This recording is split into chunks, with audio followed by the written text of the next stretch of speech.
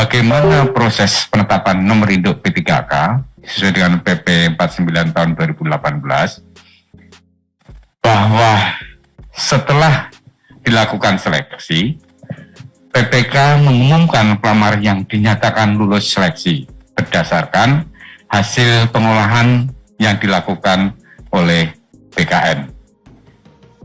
Kemudian pelamar yang dinyatakan lulus diangkat sebagai calon P3K dengan keputusan pejabat pembina kepegawaian.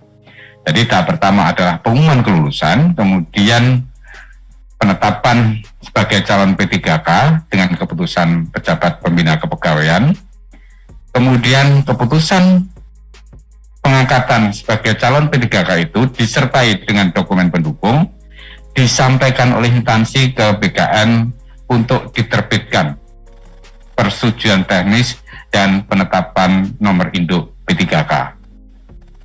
Nah, BKN punya waktu 25 hari untuk menerbitkan nomor induk P3K sejak usul disampaikan oleh instansi. Kemudian setelah terbit nomor induk P3K, ditindaklanjuti oleh instansi dengan penandatanganan perjanjian kerja antara P3, calon P3K dengan instansi, dan ini tidak harus dengan PPK-nya, itu bisa didelegasikan. Kemudian instansi menerbitkan surat keputusan pengangkatan P3K, dan selanjutnya P3K menerbitkan instansi menerbitkan surat pernyataan melaksanakan tugas. Walaupun tertulis PPK, namun untuk penandatanganan perjanjian kerja, kemudian penerbitan surat pernyataan melaksanakan tugas itu bisa didelegasikan. Lanjut. Terus saja, saya kira ini tidak terlalu lanjut, Mas. Tadi sudah sampaikan di depan. Nah, Bapak Ibu sekalian yang saya hormati, rekan-rekan media, bahwa setelah dilakukan pengumuman, kemudian peserta yang dinyatakan lulus melakukan pemberkasan ke instansi. Nah, pemberkasan ini, usul penetapan NIP berdasarkan pemberkasan yang sudah disampaikan oleh peserta yang dinyatakan lulus ke BKN, ini diupload atau diunggah melalui aplikasi Doku Digital .bkn.go.id. Jadi prinsipnya untuk penetapan nomor induk ASN sejak tahun lalu itu kita sudah paperless, jadi tidak ada lagi dokumen fisik yang mundar-mandir antara instansi dengan BKN, termasuk pertimbangan teknis penetapan nomor induk P3K juga tidak lagi menggunakan tidak lagi berupa dokumen fisik. Jadi bahkan penandatanganannya pun karena tidak dokumen fisik, maka kita menggunakan tanda tangan digital. Lanjut.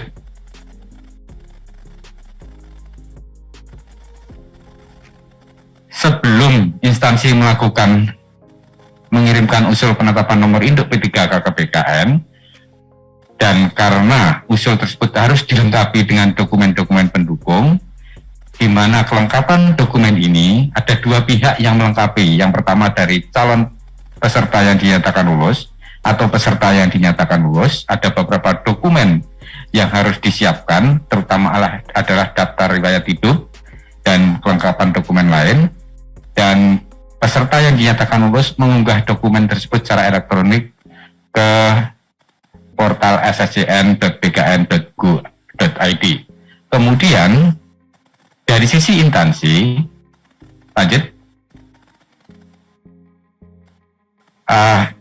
Mohon maaf, ini beberapa dokumen, kelengkapan dokumen yang harus diupload oleh peserta yang dinyatakan lulus.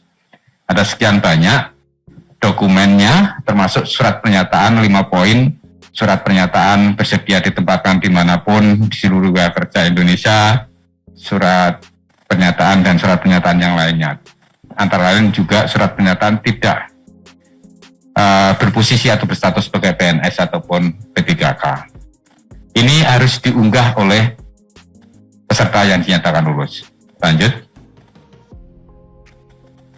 Kemudian berdasarkan dokumen kelengkapan dokumen tadi, maka instansi menyampaikan usul penetapan nomor induk P3K melalui SHPK. Lanjut. Di sisi lain, instansi harus mengunggah dokumen untuk penetapan nomor induk, antara lain surat pengangkatan calon P3K, surat pengantar usul penetapan nomor induk, dan seterusnya sampai dengan daftar peringkat nilai seluruh peserta ujian. Ini untuk cross-check dengan database yang ada di PKN nantinya. Lanjut. Ini yang penting, Bapak Ibu sekalian, rekan-rekan media. Penentuan mulai berlakunya pengangkatan sebagai P3K tahun 2021 ditetapkan terhitung mulai tanggal 1 bulan berikutnya dari tanggal penyampaian usul penetapan nomor induk P3K kepada Kepala PKN atau kepada Kepala Kantor Regional PKN. Nah, ini penting sehingga kita tidak ada lagi tawar-menawar mengenai TMT. Jadi TMT-nya pasti. Kalau usul masuk di bulan Januari ke PKN, maka TMT-nya tanggal 1 atau awal bulan. Kalau tanggal 1-nya tanggal merah, tanggal 1 bulan berikutnya, yaitu di bulan Februari.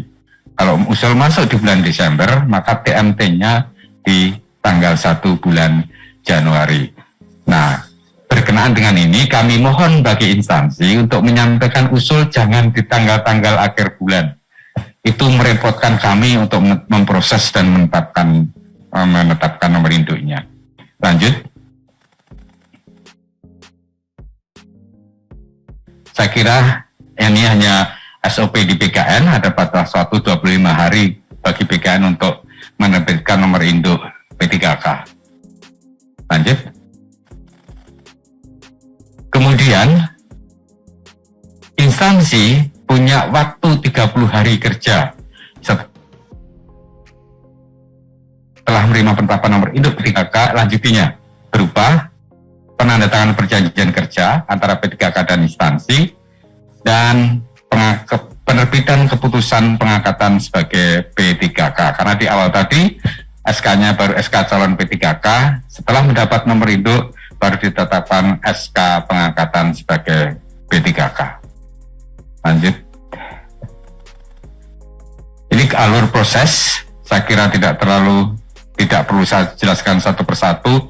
Ini adalah resume atau gambaran dari apa yang sudah saya sampaikan tadi, mulai dari lulus seleksi, kemudian apa yang harus diproses oleh yang bersangkutan, peserta yang dinyatakan lulus, dan apa yang harus dilakukan oleh pengelola kepegawaian instansi, kemudian apa yang selanjutnya dilakukan oleh PKN maupun kantor regional PKN sampai dengan diterbitkan penetapan nomor induk P3K berupa dokumen pertimbangan teknis, dan seluruh proses ini kita lakukan dalam satu sistem yaitu SHPK dan beberapa sistem pendukung lainnya.